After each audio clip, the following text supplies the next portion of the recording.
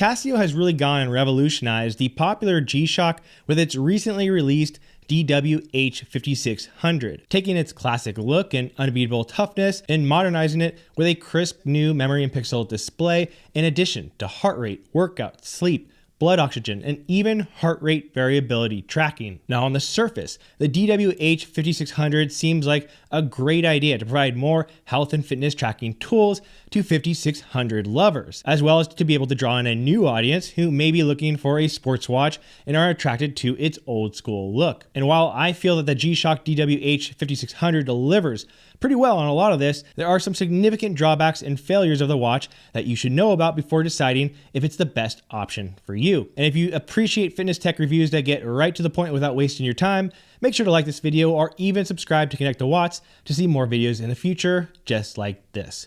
Okay, so to start off, I want to discuss what I like about this watch, because although there are some pretty serious issues I need to bring up, I don't think that they should completely discount what this G-Shock has going for it. Now, one of the biggest and most noticeable improvements made with the DW-H5600 is that it is the first G-Shock to feature a memory and pixel display.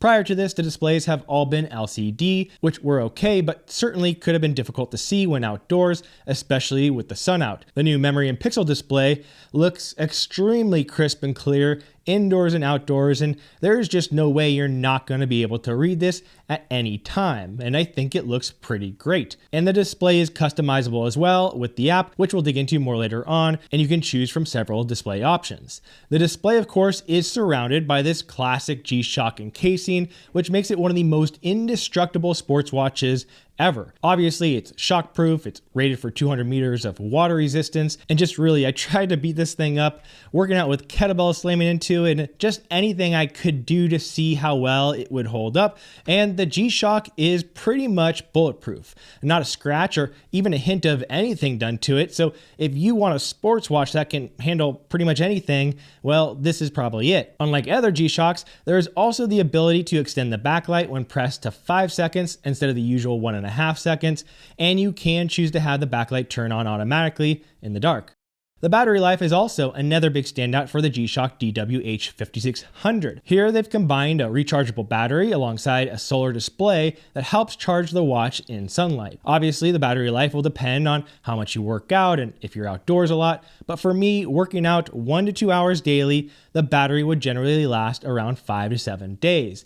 And that's also with me choosing to keep the heart rate monitor on at all times, which is also a nice feature that can be adjusted in the app. So if you want to extend that battery life even further, you can choose to only measure heart rate while sleeping and working out, or even turn it off altogether if you would like. The battery charger that comes with it is probably the strangest one that I've ever seen, it being a large clip that snaps onto the watch. And I actually sort of like this charger because sometimes I have these outlets that are a bit higher up, and with that clip, the G-Shock could just hang there perfectly locked in while it was charging. Of course, what sets the G-Shock DW-H5600 apart from previous others lies within its new features, many of which were made possible by a recent partnership between Casio and Polar, allowing Casio to utilize Polar's fitness and health tracking tech. So first of all, there are a few sports profiles to choose from if you're starting a workout. And by a few, I do mean just a few, as you only have the choices of running, walking, gym workout, or interval timer. Now, this honestly isn't a huge deal, especially considering some of the more important limitations, which we'll discuss in a bit, but it is very noticeable considering that most sports watches nowadays have at least 10, 20, or even more sports profiles to choose from to help with specific tracking. What is nice here is that you can fully customize the watch faces for each sport via the app, while you are limited to how much is displayed per screen, which makes sense given the small screen size. You can create multiple screens that you can scroll through. Additionally, you can set time, distance, or energy targets to be alerted about during the workouts.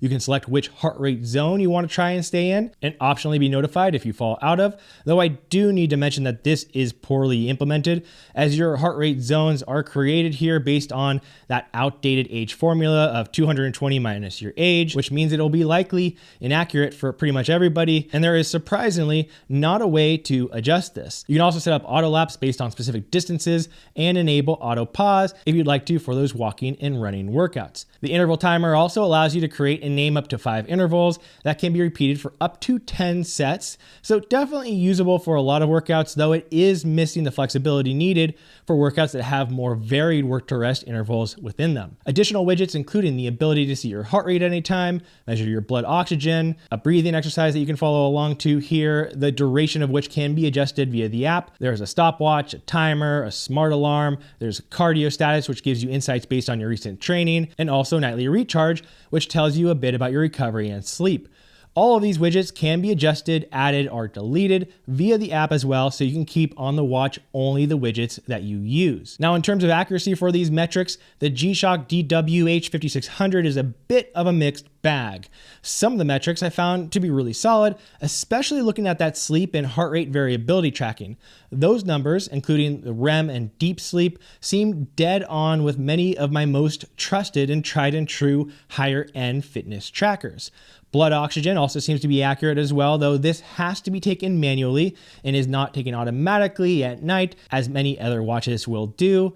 Heart rate tracking during workouts also seems to be pretty decent, and I say seems because one of the issues I'll talk about in a moment is that you cannot export any of your data. And so my usual cross comparison of heart rate data that I like to do really wasn't possible here. So instead I would just go for runs and just have to keep my watches and my phone in front of me so I could see what the numbers and how they compared in real time, comparing the G-Shock to a more traditional chest strap, which is usually the best as those tend to be more accurate, as well as other sports watches to see how the G-Shock holds up. And I think it did hold up decently, though again, it's hard to compare with others when I can't line the data up side by side.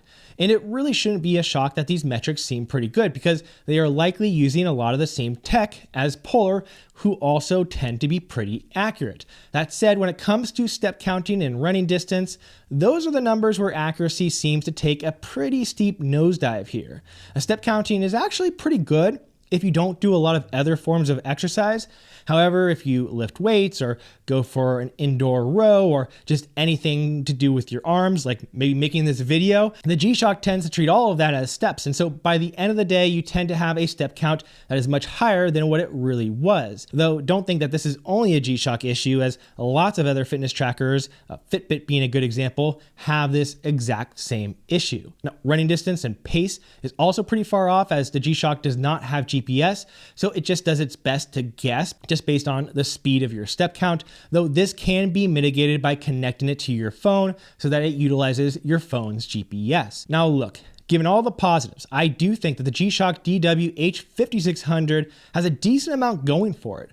But now I do need to dig into some of the bigger issues and why this may not be a great watch for everyone. Some of the smaller issues include the one I mentioned earlier, being that there is a very limited number of sports profiles. Another issue is that the buttons on this watch are also very difficult to press, especially while working out. Like, to switch screens during a run requires an extreme amount of dexterity, and it should not be this difficult.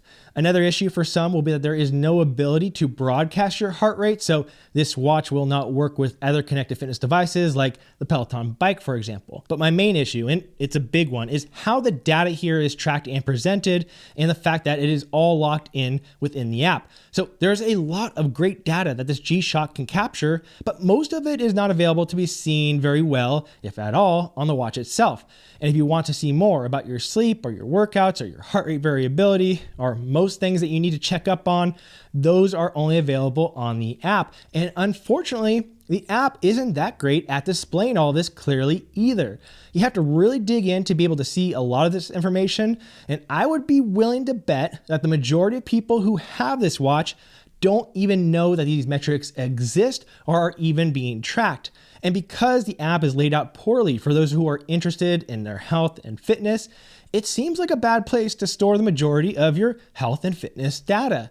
It's really hard, if not impossible, to measure your progress or see the differences between runs or track volume or really anything that you might want to do from a fitness tracking perspective. Now, sometimes that's not a big deal because, to be honest, most people who track their workouts and progress usually just have their data and everything all synced to another platform like Strava anyways. But therein lies another huge problem with the G-Shock DW-H5600, and that is there is no way to integrate it or sync with other apps like Strava. In fact, as I mentioned earlier, there's not even a way to export your own data to save it or upload it to other platforms. So by using this watch, you get all of your data stuck within its app, and it's an app that in its current state is far from being an acceptable place to see and organize any health fitness data. And I wouldn't expect the Casio's app to be an amazing place for this either. Most of their watches do not cater to this, so it should not be expected to see them have the greatest and the most amazing fitness tracking app right away. And that's why it's so important to be able to integrate, or at the very least, export your data to be stored somewhere else. And that's what makes this such a hard watch to suggest for anybody who is more serious about tracking their health and fitness. So look, I like this watch as a G-Shock watch, but not so much as a fitness and health tracker. So I think it's really going to be best for those who just love G-Shock already and want a G-Shock that has a display that is hands down better than it has ever been. And the fact that it can do some fitness and health tracking is a nice little bonus. But for somebody who is primarily looking for a sports watch and whose main reason is to track their sleep or exercise or recovery, then I don't think, unless they add integrations or a way to export the data, then I do not think that the G-Shock DW-H5600 is probably going to be the best fit for you. This is Colin Jenkins with Connect the Watts. As always, appreciate you being here, and I'll see you next time.